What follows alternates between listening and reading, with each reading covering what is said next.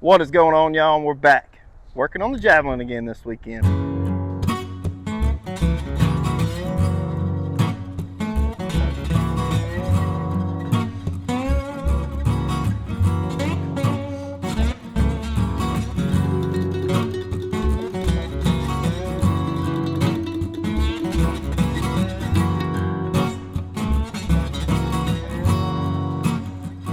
I want to say thank you to all you guys who commented and liked and subscribed. That really means a lot to me. I want to say I appreciate it. We also got some good comments from some of the AMC guys. So we're going to be looking at some of the stuff that they commented, because these guys, they've been working on these things and looking at them for a lot longer than I have, and we're gonna do what they said do. So y'all look around, you see straps on all the hoods of my vehicles.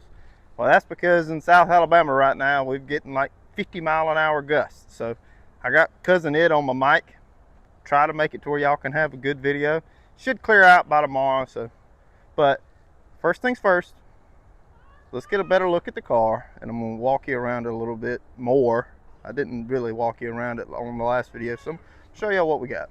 All right, y'all, so this is her. Man, I hate myself for doing this, but I did not get me opening the trunk on camera. Like I said, I do have a set of keys for this, but kind of broke my heart whenever I opened it up, because y'all can kind of see, well, it's bad. But I did find the gas tank. Check that out.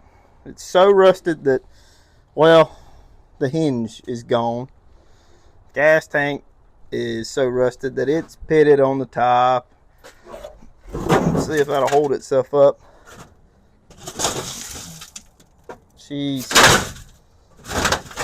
Here's the bracket for the hinge for the trunk on over here. It just kind of fell off. Go ahead and get that piece of 1,000th sheet metal out of here. And the trunk pan, well, safe to say, she's pretty gone, guys. Undoubtedly this car, like somebody commented, it set out underneath the tree, and all that just builds moisture and it doesn't let it go, and then it just rots. Probably need to get an updated tetanus shot. My babies are walking now. Getting so big so fast. Bullshit. But now, foil pans, they feel solid. Rear trunk pan, it feels solid too. These seats feel pretty good. Looks like somebody homebrewed carpet design up here. I don't know if that's factory or not. You AMC guys comment, but I mean, it looks good. Basically, the value of this car is interior and engine and transmission. The shell of it, I'd love to say that I could fix it, but it's to the point now where I might need a whole new shell. I mean, it's looking at freaking AMC replacement panels, like weld-in panels, floor pans and trunk pans. Oh my goodness, that stuff is high, and I cannot find a shift linkage. Let's get our hurricane strap off of here. I put that on here because I didn't want to wind up like that Facebook video you see with that lady getting hit with the stop sign. Today, I didn't want these things flying around in the yard. If you're like me and you've worked in paper mills and steel mills and crap like that all your life, hard hats do pretty good as carburetor covers. Well, that and trash bags. So all the AMC guys that commented on the video said that the dipstick tube should be somewhere in this general area. So I did manage to find the boss and where the tube used to live. I mean, it's just like one of the guys commented. Feels broken off right at the block, so that's more than likely a pain in the butt to change. So we know how much oil's in it. We're not worried about it, but we at least know where it is now. Also, one of the guys commented and said, hey, you got all them speed parts on there. Won't you look between the motor mounts? And he said, check and see what size engine it is. Said it was stamped on the bottom of the block down here. So it looks like a 290 to me. Can't really see the bottom, but that looks like a 2. So this is a 290. And from what I'm guessing is the original engine for this rig. Bearings feel okay, pretty well adjusted, but I'd say there's no shoes in this drum. You should hear and you should feel a little bit of drag on drum brakes, and there's none of it. So I'm gonna take the wheel off to figure out what I already know.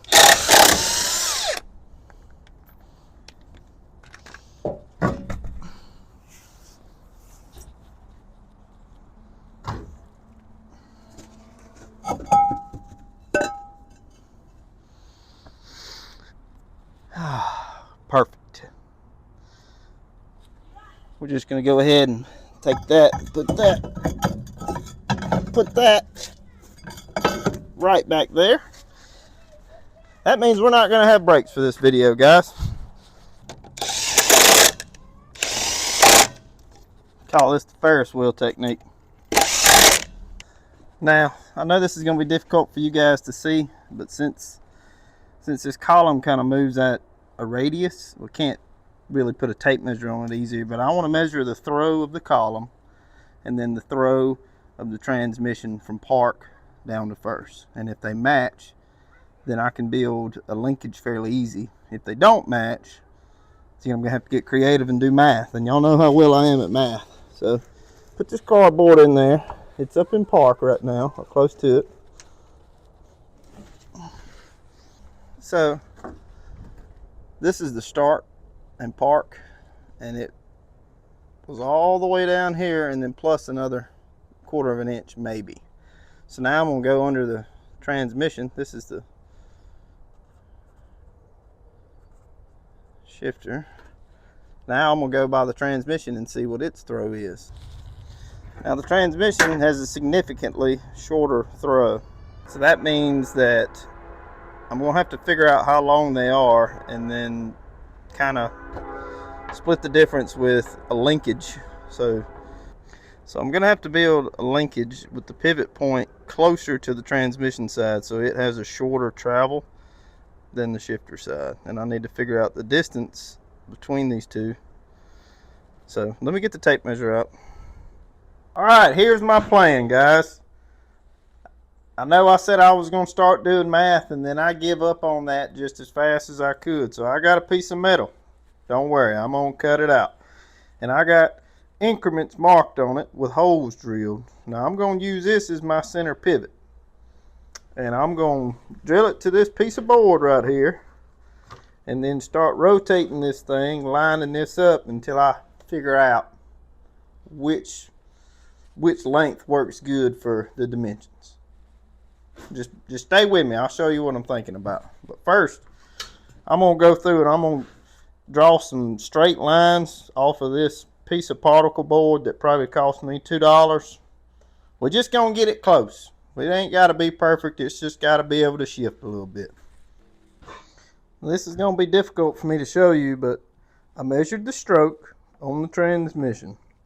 Now, I had to have my wife come out here and help me, but I got the radius for the column.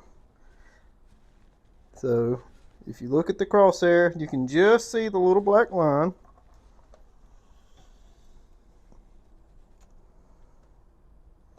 There you go. Now, it's real close.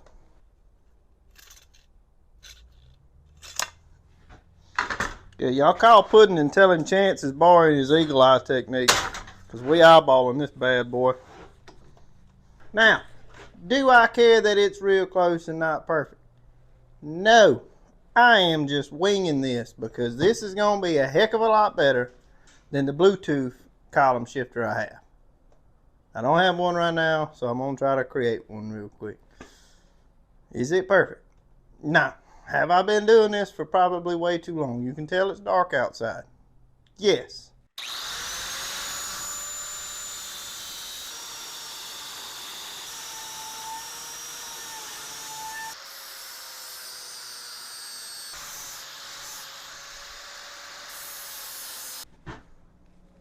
Maybe the camera can pick it up, but so there's my center mark, there's my pivot point, there's where the column rod will attach to, and this is where the transmission rod will attach to.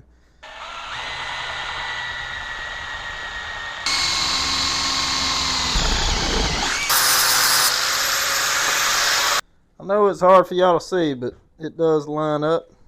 This is what you call close enough.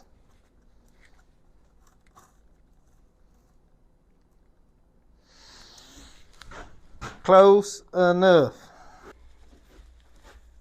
Alright guys, y'all see how this is just a touch crooked? I went through and was straightening up this rod and figured I'd show y'all this little trick. But you put it in the vise. You find where it's high and then beat on it. Find another high spot. Spin it. Find a high spot.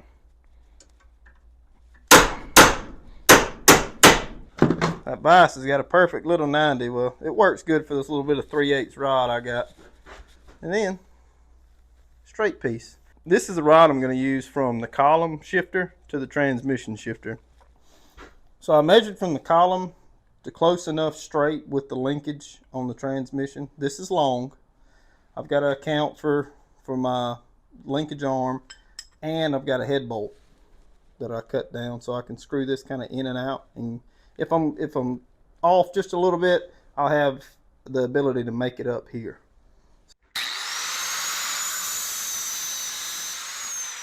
Now, under further investigation, I figured out that this bolt works pretty much perfect for going into the linkage on the transmission. So I'm just going to weld this bolt on this rod, and that'll give me my linkage part on the transmission. Just a small tack for right now. Another decent sized tack.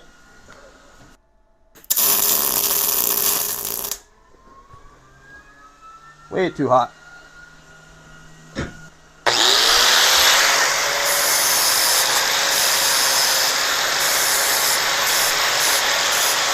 Is it perfect? No.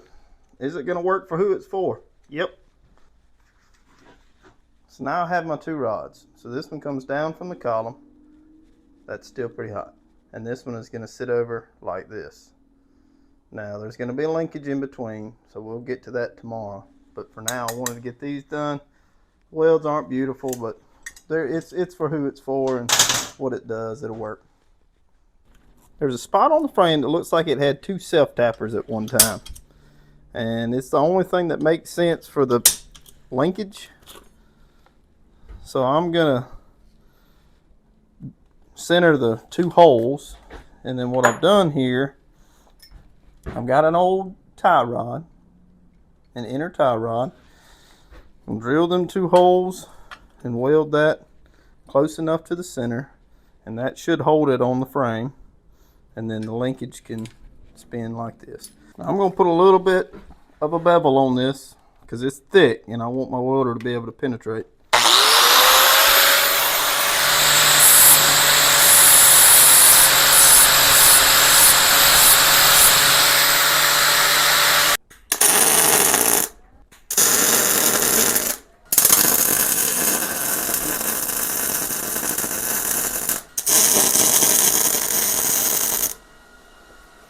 That's it for quick and dirty. I'll shape the bracket up tomorrow whenever I got some more time. Alright y'all, so this is what I've come up with my scrap. Like I said, those two self-tappers right there were already in the frame and it feels stiff enough to do what we need it to do. It might have some wiggle, but I mean, it's not holding up the Titanic. So now the only problem that I'm seeing so far is the angle for the rod coming from the column. I might have to bend a little dog leg in that to kind of straighten it up. See you in the morning. All right, good morning guys. I'm back. Went to the hardware store and got some better bolts. Them head bolts, I don't know if they're a special size or thread, but I couldn't get anything to fit them. So went to Ace, grabbed some new bolts, and we'll get them cut up, get them put on the rods. We're going to try to get this done today.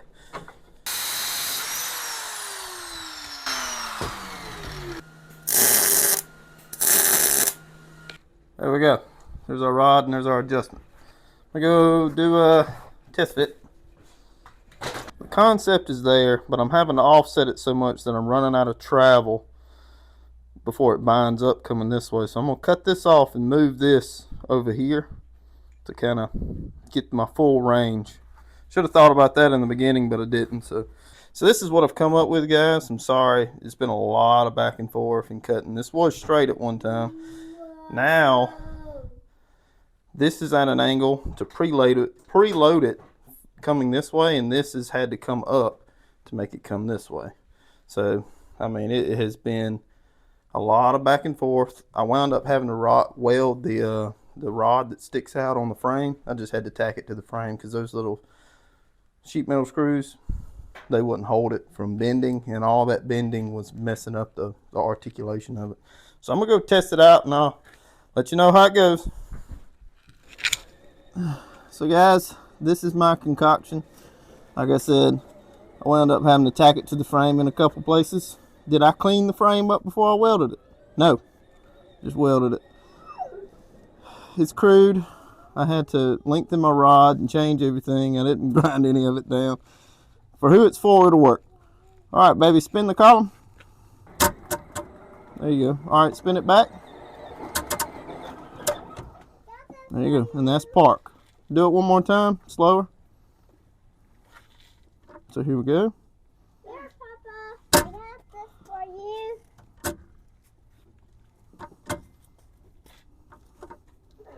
There we go. So we can go through all the gears. Now the column doesn't line up with the arrows, but we got it close, and that works enough for me. All right, guys, so y'all know that no line racing revival or video of cars that are this junky run around here without the extensive use of wire nuts and crappy wiring. So you tie wires to reduce resistance and make the electrons flow faster. Guys, this is just to keep it out of the fan. I don't want anything getting in the fan and getting chewed up. I got my little fuel filter in here. So I'm gonna see if it'll run, go through the gears, and then we're gonna drop it down and see if it'll ride.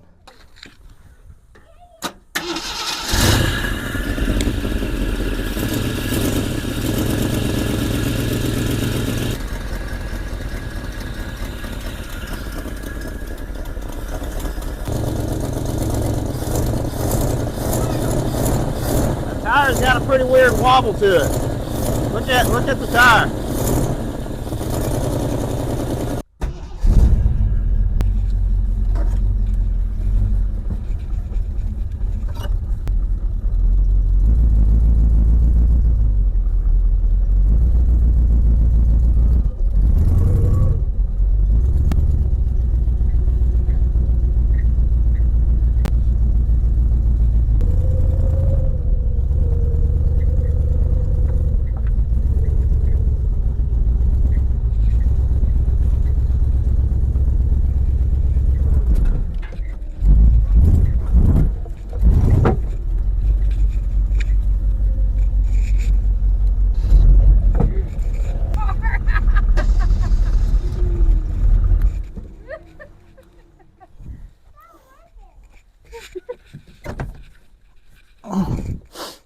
Maybe it's shifted in park.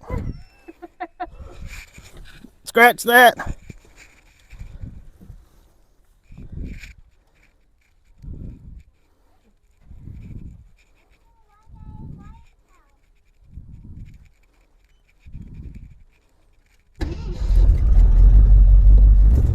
All right, now it's in park.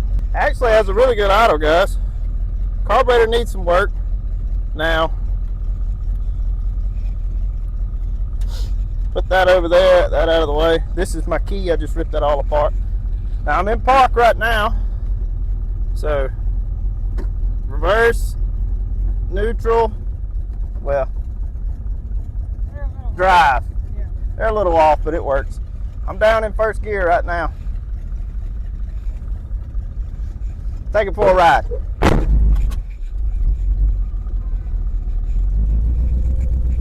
First drive, guys, in 37 years. It's actually doing pretty good. Sounds good. Engine and transmission is healthy. It's just the rest of it that's a piece of junk. And zero brakes. We won't worry about that.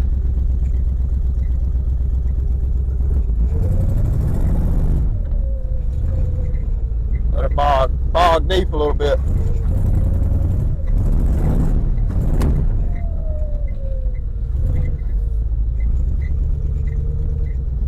Taking another run around in the yard, guys.